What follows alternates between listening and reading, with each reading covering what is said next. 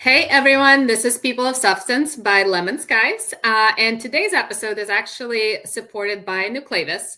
Thank you very much for your support. Traditional peer-to-peer fundraising platforms often fall short on mobile engagement.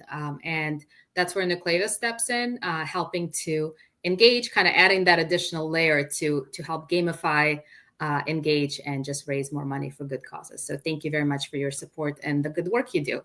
Today's guest, one of my favorite people, he has made an appearance on People of Substance before. I don't just say that, Lonnie. So Lonnie and I met a million of years ago when we both worked at Special Olympics International, and he has gone on to head up information and technology at Special Olympics USA Games, which we'll talk about, and just a delightful human being. So please say hello. Hi. Thank you so much, Olga. Always a pleasure to be here. Thank you for your kind words.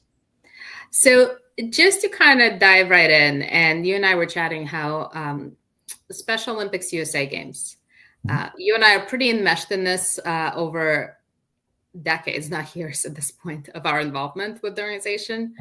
But can you talk a little bit about USA Games, where, what is taking place? Sure. So in June 20 through 26 of 2026, the Special Olympics USA Games will be hosted in Minneapolis, Minnesota, or the greater Minneapolis area. We'll have 16 sports, 3,000 athletes, and today's counts close to 15,000 volunteers to pull off the events. It's a big endeavor, and somewhere between a $35 to $40 million budget, depending on how things go in the next 2 quarters.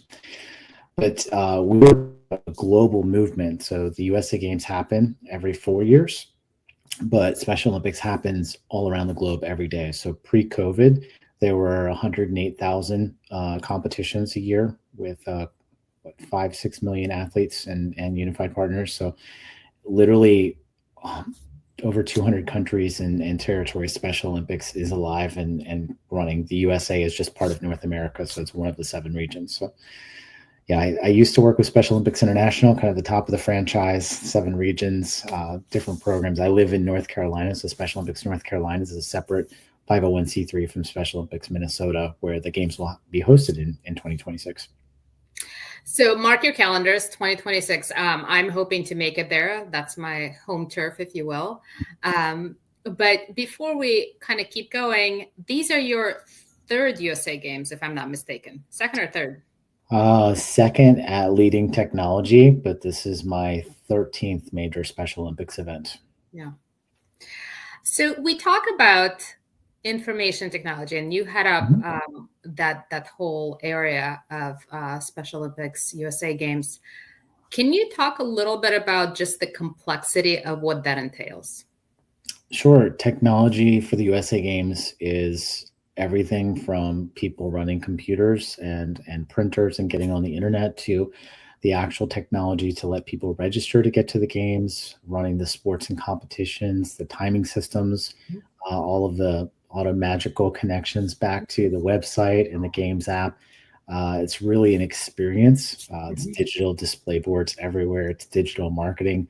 It's hundreds and hundreds of endpoints all coming together to share and disseminate the same content. And this is the first time that a major Special Olympics event is really focused on an omni-channel strategy. So you get the same content no matter where you go, which has always been a challenge. Yes. I remember you talked to me about the app that allows you to follow in real time athletes' performance. So even if you're not on the ground in Minneapolis, you're still able to see how athletes are participating and what their results are. Yeah, last time we built in 2022 a first ever fan engagement platform so you could find, follow, and cheer on athletes. So it didn't matter if you were in Orlando where the games were happening or on the other side of the world. You could still get real-time updates of what was happening and cheer folks on. This time we're taking it up several notches. So last time we really focused on athletes and coaches. This time we have multiple stakeholder groups. So it's really about the entire delegation. So the head of delegation, the coaches, the medical staff. It's about the families, right? Volunteers, sport officials, the VIPs, the fans in the community, media. So we literally created advisory councils for 5 of those 8 groups to really understand what we call the moments that matter. Mhm. So, the fancy term is user experience design, but we really wanted to understand, Olga, you as a family member, right? What's the most important thing to Mhm. you as part of this journey?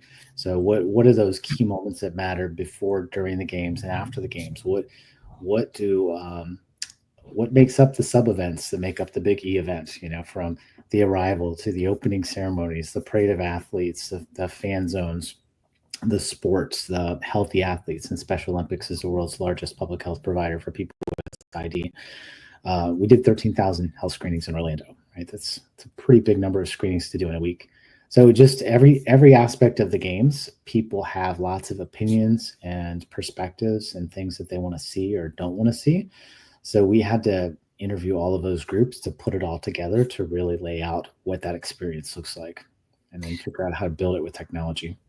So there's a couple pieces that you mentioned that really stand out to me. One is it's a single event, but it's actually hundreds and hundreds of different interactions, encounters, competitions, health screening, which people may not realize Special Olympics does at major events and venues like that. So there's just a lot of moving pieces to kind of connect the dots on all of it. Yeah, my first World Games in South Korea in 2013, I worked down the hall from the health folks, and I had no idea what they did. I hadn't been to an event, but I got to go see healthy athletes, and that literally changed my entire perspective on life. We're at the snowshoeing venue, and I raised my hand and say, "Dumb American question: how does that young man from Africa there know how to snowshoe? Like, he's never seen snow. How does this work?" Yeah. Right? And oh, no problem. You strap cardboard onto the bottom of your shoes and you run in the sand. You're like, what? Wild. Right? When you get there, someone donates snowshoes. You do a qualifying round, and then you compete. And like that, wow. So we're all lined up to see a race. They fire off the gun, and this young man's standing there confused. Well, go get him checked out at Healthy Athletes. Come to find out, he couldn't see more than a hand in front of his face. Sure. It wasn't verbal, so Yeah. no one knew. And I Yeah. said, "How did he get here? You have to be good to get to the Special Olympics World Games." He held on to his coach's sleeve and ran as fast as his coach ran, and he qualified to make it. So, thanks to really smart people that are way smarter than me, they figured out this really cool adaptive vision exam. So instead of a normal eye chart that you and I will look at least those of us in our 40s that have to have these things on now, um, they use symbols. So literally 20 feet away, a volunteer is pointing to a symbol. And so the person next to the athlete, literally, if they're nonverbal, they can point at the symbol. And that plus all of the normal eye vision equipments, how they make the magic happen. So this young man literally got glasses and changed his life forever. Another young lady said her eye was hurt. She got prescription eye drops. She would have gone blind if she hadn't got them. Wow. Another person would have stroked out if they went into the field to play. So I literally left that event, went home, apologized. I was exhausted from working 18-hour days, but exhausted to my then millennial teenagers for telling them they were silly for thinking they could change the world. Yeah. That one event changed my whole worldview and kept. That was life-changing.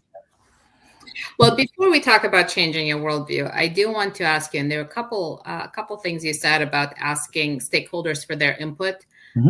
And as you're talking about kind of the adaptive eye exam, where you're able to point at something if you're not able to speak or if you're not able to identify letters. So that whole concept of inclusion in technology and the role it plays. Can you speak to that? Yeah, so for me, inclusion is making sure everyone is around the table, everyone has a voice.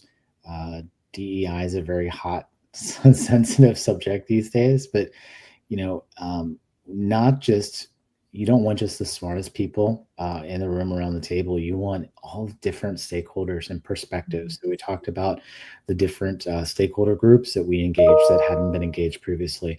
We talked about how do we find meaningful involvement for people that have an intellectual disability. So we literally are working with Special Olympics North America right now on identifying leadership volunteer roles so that people with ID and a partner can actually serve as leaders in the game. So I had to figure out, well, I already knew, but like we have this role for technology and healthy athletes is all about supporting tablets. So how do you source and set up and manage 300 to 400 different, iPads or Samsung devices and deal with Wi-Fi and troubleshooting and people needing help.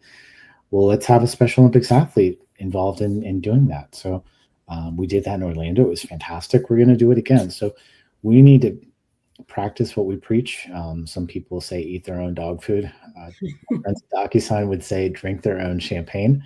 So how do we make sure everyone's involved in a meaningful way? Because I worked for Special Olympics International for years, and very, very seldom did people stop and ask athletes what they wanted or what they needed from technology.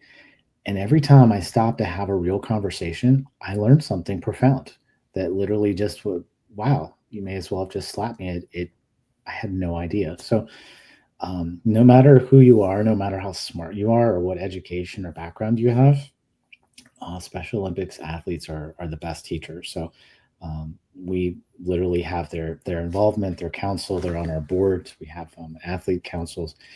So we need to make sure that we're serving the people that we're here to serve in a meaningful way and get their involvement wherever possible.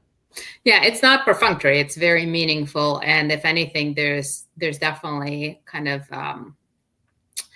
a threshold of not just having somebody at the table just as a prop, right? So there's definitely intentional engagement to kind of take that input and put it into work. Yeah, nothing's worse than tokenism. Yes. Yes. So I want to ask you a question about technology. And, when you probably started in this field, the role of somebody who heads up technology for an organization was very different. I'm not sure data was really part of the title. I think it was more about maintaining servers in the cold room, and, kind of that whole helpline. Did you reboot? Is your computer plugged in? So can you talk about evolving role of data and technology in how nonprofits work? Yeah, 10 to 15 years ago, technology in the nonprofit world, technology folks weren't viewed as partners. They were viewed as order takers or fixers when something wasn't working right, whether it was calling the help desk because your computer was acting wonky or something you needed some piece of software and couldn't figure out how to do your job, or something wasn't printing correctly or was printing on another floor, or like you said, dealing with something in a cold room. I spent many hours in cold data centers. Today, technology is not about all that physical stuff. Yeah, it's still involved, but instead of doing things in your own cold server rooms, everything's in the cloud now. So it's really about being an enablement partner. And technology is now, in our organization, it's the DNA. It's like the lifeblood of everything we do. We can't collaborate. We can't have virtual meetings without it. We can't send emails. We can't raise money. We can't have a website. We don't do peer-to-peer fundraising. It's literally part of every single aspect that people interact with when talking to an organization. It's a remarkable change. I certainly didn't expect it when I started almost 30 years ago. Yeah. So outside of your day job, which keeps you busy, you're also involved with a local organization that's actually over the border here in Virginia called Children's Assistive Technology. Yep. Can you speak to what it does? Yeah, Children's Assistive Technology Services is probably one of Virginia's greatest kept secrets for families and children with different needs. So my wife and I have adopted one of our children has quadriplegic cerebral palsy, and she's very medically complex. And,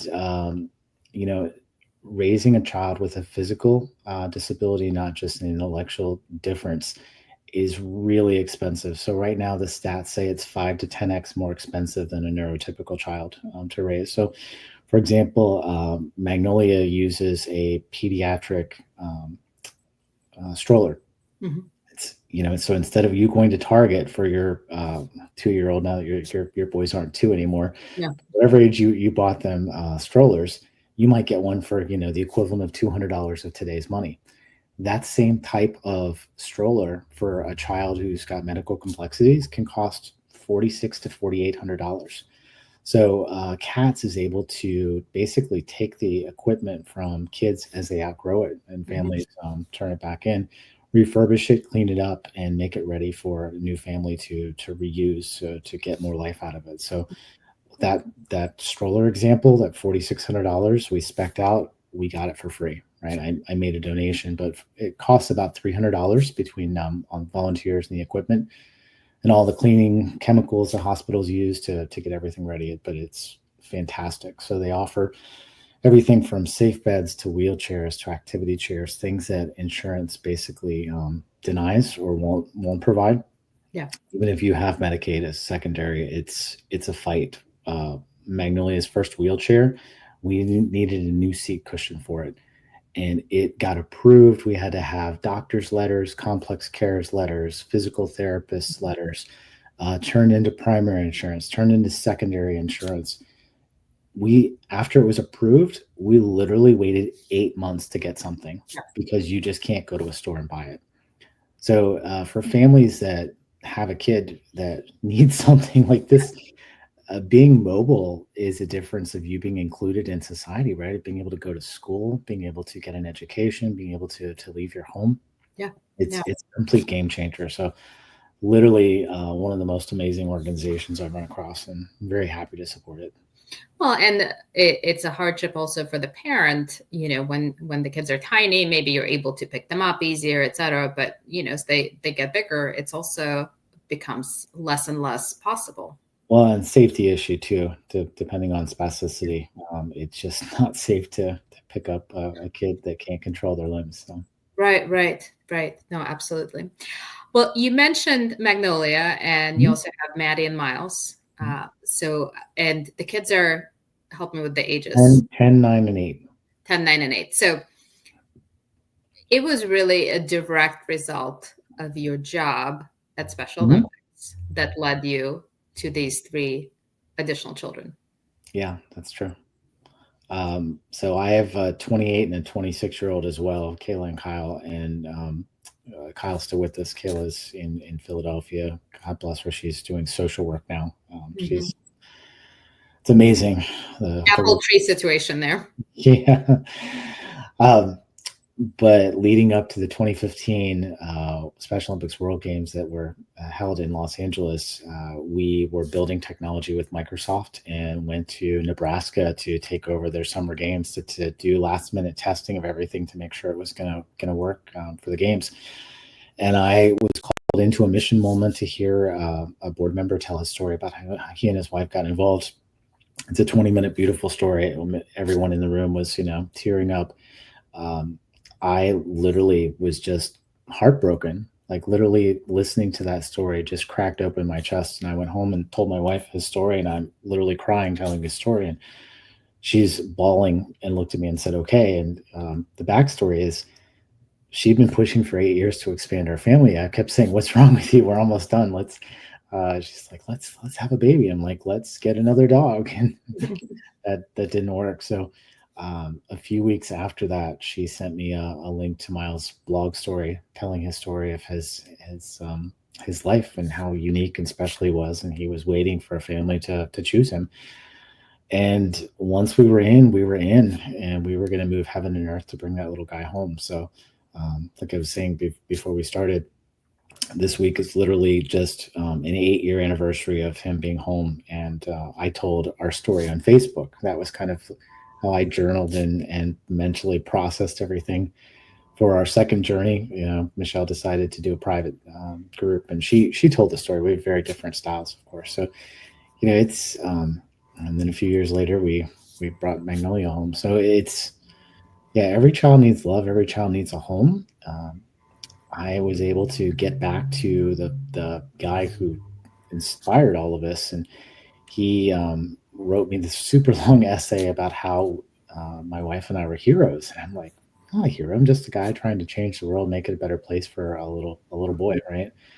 It's called being a parent. That's not being a hero.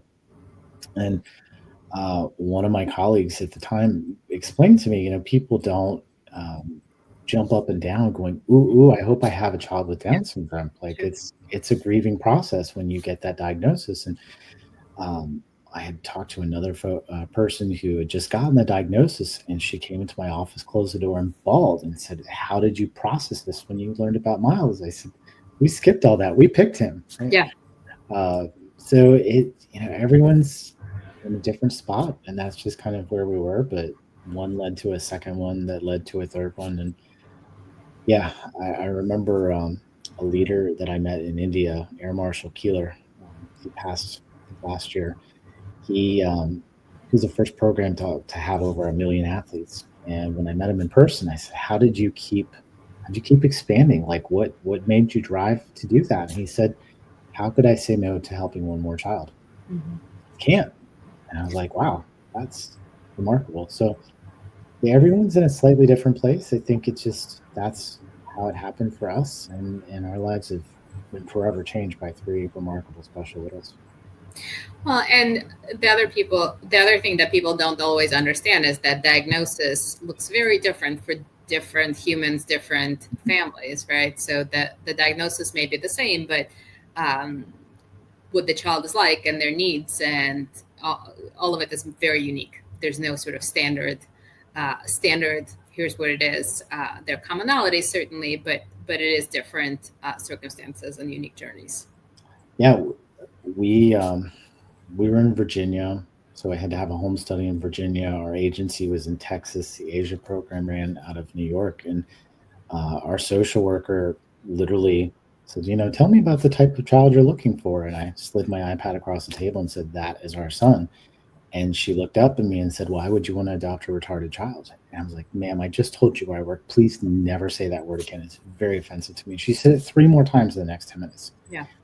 So we just decided to make her our project, right? I had family members try and talk us out of the adoption and said we were crazy and this was a foolish thing to do. And, so we got through the process and did the 6-month and the year post visits. Like, she did a 180 and she's like, wow, this is a really remarkable little boy. If I have other families that are interested in adopting children with special needs, can they talk to you? I said, yeah, absolutely. And Michelle stopped working full time and basically transitioned to being at home when Miles came home. She's helped hundreds of families around the world with their journey. So it's been a remarkable thing that all started because of my job, because I would have never been open to it. To be clear, not everybody who works at Special Olympics and is on the cusp of being an empty nester ends up with additional children. I mean, I do think you are remarkable in that, but it definitely transforms your perspective. It did. Yeah.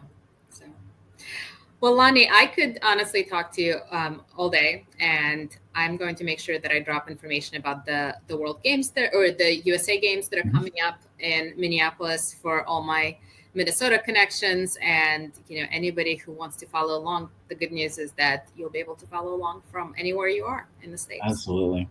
Yeah, we'd love to have we'd love to catch up with you in person, but yeah, please come join us.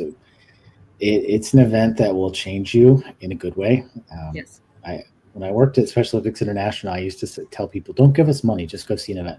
Now we all need money to put on the event, so we'd love your donation, your tax deductible donation. But I promise, if you come see it, you will get way more than you get, regardless if you're a spectator or a volunteer. It will change your life forever. I had the privilege of I asked our adoption agency in 2022 to come join the games, since they help families with children with special needs, but they'd never really been exposed to Special Olympics. So they brought a group of 20 plus volunteers, and they were so jazzed up to see what it really could look like, how these children that they were helping bring to the United States that they thought wouldn't necessarily have a chance, like how they were succeeding and thriving given the right environment. And thriving and getting that support, and yeah, absolutely. So. Yeah, every person on planet Earth has meaning and value. You just have to stop and look for it. Our athletes will surprise and delight anyone that gives them the opportunity. I love that. Lonnie, thank you today and always for sharing your story, for talking about technology, for all the things you're doing. Thank you so much.